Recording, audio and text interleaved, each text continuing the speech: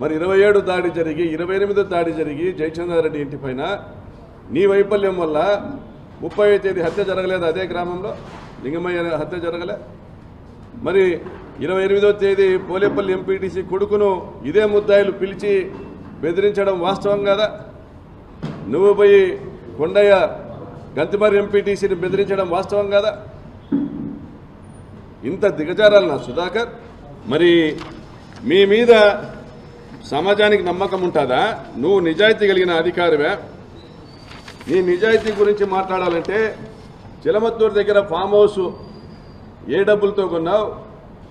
మీ నాయన 5 ఎకరాల పొలంలో వ్యవసాయం చేసి నీకు ఇచ్చిన డబ్బులతో కొన్నావా మరి అక్కడ కోళ్ల ఫారం కూడా నిర్మాణం చేస్తున్నావంటనే డీఐజీ గారికి చెప్పావా మరి రామ్నగర్లో పెంట్ హౌస్ కొన్నావంటనే రామ్నగర్లో ప్రభాకర్ చౌదరి ఇంటి దగ్గర మరి అది కూడా 5 ఎకరాల వ్యవసాయంలోనే వచ్చిందా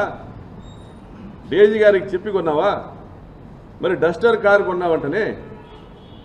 మరి కర్నూలు దగ్గర నీ బంధువుల పేరుతో ఒక అపార్ట్మెంట్ కూడా కొన్నావంట కదా సుధాకర్ అది కూడా